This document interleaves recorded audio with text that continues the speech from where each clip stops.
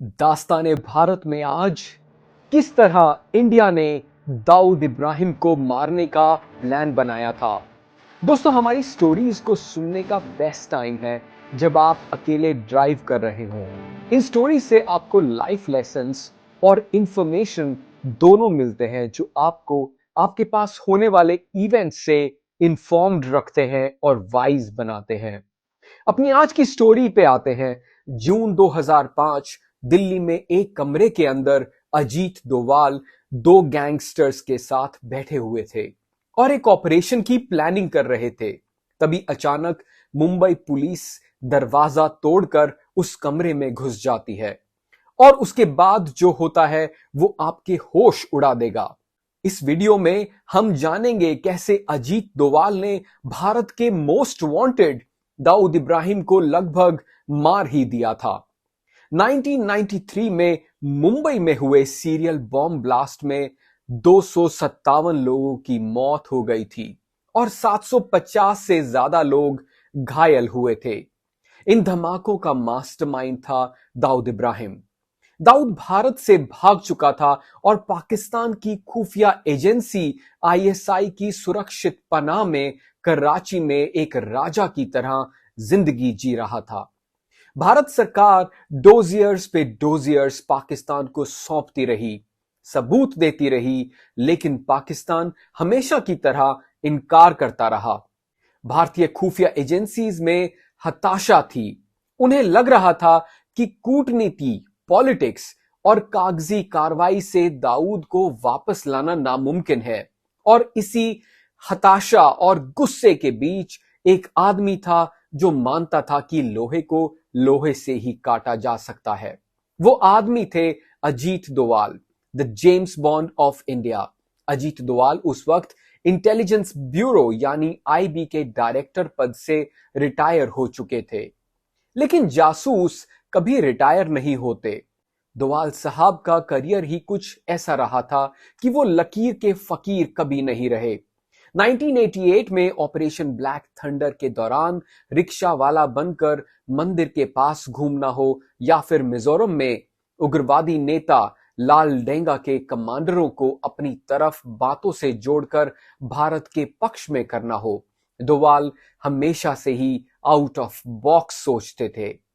अजीत डोवाल काफी लंबे समय से दाऊद को पकड़ने के प्लान्स बना रहे थे। अपनी सीक्रेट सर्विस के दौरान वो पाकिस्तान में भी काफी लंबा वक्त बिताकर आ चुके थे। उन्हें दाऊद के बारे में काफी कुछ पता था। उन्हें पता था कि पाकिस्तान में घुसकर दाऊद को पकड़ना आसान नहीं होगा, लेकिन हर अपराधी, चाहे वो कितना ही बड़ा क्यों ना हो, कभी ना कभी एक गलती जरूर करता है और दाऊद की कमजोरी थी उसका परिवार। तभी 2005 की गर्मियों में भारतीय इंटेलिजेंस एजेंसीज के हाथ एक बहुत बड़ी इंफॉर्मेशन लगी। शादी मक्का में होने वाली थी, लेकिन असली खेल दुबई में होने वाला था। 23 जुलाई 2005 को दुबई के आलीशान ग्रैंड हयात होटल में एक रिसेप्शन रखा गया था। इंटेलिजेंस इनपुट्स कह रहे थे कि दाऊद, जो अपनी बेटी से बेहद प्यार करता है, इस शादी में शामिल होने के लिए अपने बिल से बाहर जरूर निकलेगा। दुनिया की नजरों में वो एक भगोड़ा था, लेकिन अंडरवर्ल्ड में अपनी इंपॉर्टेंस बनाए रखने के लिए उसका वहां मौजूद रहना जरूरी था। अगर इंडियन कमांडोज पकड़े जाते तो ये इंटरनेशनल लेवल पर इंडिया के लिए एक बहुत बड़ी शर्मिंदगी होती। दरअसल डोवाल ने सोचा कि अगर दाऊद को मारना है तो हमें किसी ऐसे आदमी की जरूरत है जो दाऊद की तरह सोचता हो, जो उसी दुनिया का हो और जिसके दिल में दाऊद के लिए उतनी ही नफरत हो जितनी कि हर इंडियन के दिल में है। और वो शख्स था छोटा राजन। राजन अब दाऊद के लिए काम नहीं करता था।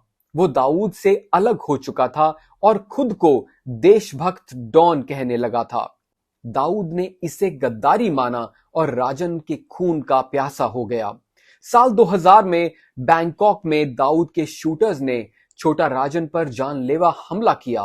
पिज्जा डिलीवरी बॉय बनकर आए शूटर्स ने हॉस्पिटल में एडमिट राजन को गोलियों से छलनी कर दिया।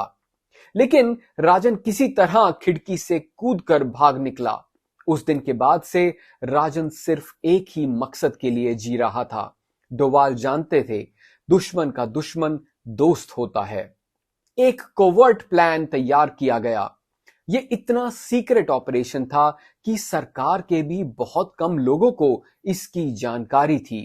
तय ये हुआ कि दाऊद को मारने के लिए छोटा राजन के सबसे बेहतरीन शार्प शूटर्स का इस्तेमाल किया जाएगा। अगर वो पकड़े भी गए तो इसे दो गैंगस्टर्स के बीच की गैंग वॉर बताकर इंडिया सरकार अपना पल्ला झाड़ सकती थी। इंटेलिजेंस ब्यूरो ने छोटा राजन से कांटेक्ट किया और पूरा प्लान बताया। राजन भी तैयार हो गया।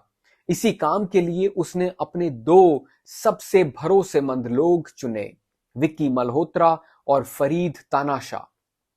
विक्की मल्होत्रा राजन का राइट हैंड था। फरीद भी राजन का बहुत खास आदमी था।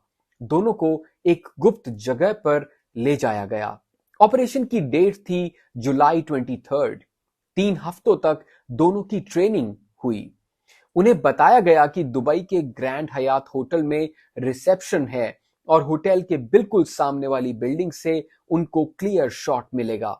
प्लान ये था कि दाऊद को होटल में घुसने से पहले ही मार दिया जाएगा। उन्हें होटल के नक्शों से लेकर भागने के रास्ते तक सब कुछ समझाया गया। स्नाइपर ट्रेनिंग दी गई। उन्हें बेस्ट वेपन्स और दुबई के फर्जी पासपोर्ट्स अवेलेबल करवाए गए। सब कुछ बिल्कुल हॉलीवुड मूवी की स्क्रिप्ट के जैसा लग रहा था। तैयारी पूरी थी। जुलाई का महीना था। ये ऑपरेशन का फाइनल फेज था। विक्की मल्होत्रा और फरीद तानाशाह दिल्ली के एक होटल में रुके हुए थे। यहीं से उन्हें फाइनल फ्लाइट लेनी थी। खुद अजीत डोवाल भी उसी होटल में मौजूद थे। वो लास्ट टाइम शूटर्स को ब्रीफ कर रहे थे। भारत की खुफिया एजेंसीज हिस्ट्री का सबसे बड़ा दाव खेलने वाली थी। अगर ये सफल होता तो दाऊद इब्राहिम का चैप्टर हमेशा के लिए बंद हो जाता। लेकिन किस्मत को कुछ और ही मंजूर था। बिल्कुल उसी वक्त जब जीत बस हाथ की दूरी पर थी, कहानी में एक नया मोड़ आया जिससे सारा प्लान स्पॉइल कर दिया। मुंबई पुलिस की क्राइम ब्रांच की एक टीम, जिसका नेतृत्व डीसीपी धनंजय कमलकर कर रहे थे, दिल्ली पहुंच चुकी थी। दरअसल मुंबई पुलिस एक बिल्डर पर जबरन वसूली के केस की जांच कर रही थी, जिसमें विक्की मल्होत्रा का नाम सामने आया था। विक्की मल्होत्रा काफी टाइम से मुंबई के बड़े बिल्डर्स और बिजनेसमैन से एक्सटॉर्शन कर रहा था। पुलिस ने एक दिन एक फोन कॉल इंटरसेप्ट किया और उन्हें समझ आ गया कि कॉल विक्की ने किया है। कॉल से यह भी लगा कि ये लोग किसी बड़े आदमी, शायद किसी बिल्डर या नेता को मारने वाले हैं। पुलिस ने तुरंत फोन ट्रेस किया और उसे फॉलो करते हुए दिल्ली के उसी होटल तक पहुंच गई। 18 जुलाई 2005 को दिल्ली में होटल के बाहर मुंबई पुलिस की गाड़ियां रुकती हैं। उसी वक्त डोवाल उस होटल के कमरे में विक्की और फरीद को ब्रीफिंग दे रहे थे। तभी हथियारबंद पुलिस होटल के अंदर घुस जाती है। जैसे ही दरवाजा तोड़ा गया, कमरे का सीन देखकर पुलिस भी हैरान रह गई होगी। एक तरफ देश की खुफिया एजेंसी का फॉर्मर चीफ एक गुप्त मिशन चला रहा था और दूसरी तरफ देश की पुलिस एक क्रिमिनल को पकड़ने आई थी। डोवाल तुरंत समझ गए कि कुछ तो गड़बड़ है। तेज बहस होती है। डोवाल उस वक्त उतने फेमस नहीं थे जितने कि वो आज हैं, इसलिए मुंबई पुलिस उन्हें पहचान नहीं पाई। डोवाल ने पुलिस को समझाने की कोशिश की। उन्होंने कहा कि यह मामला नेशनल सिक्योरिटी से जुड़ा है। ये लोग एक बड़े मिशन पर हैं और इन्हें ले जाना देश के हित में नहीं होगा। उन्होंने अपनी पहचान, अपनी रैंक, सब कुछ पुलिस को बताई, लेकिन पुलिस अपनी ड्यूटी पर अडिग रही। उनके लिए विक्की मल्होत्रा एक वांटेड क्रिमिनल था, जिसके खिलाफ मर्डर और एक्सटॉर्शन के कई केसेस थे।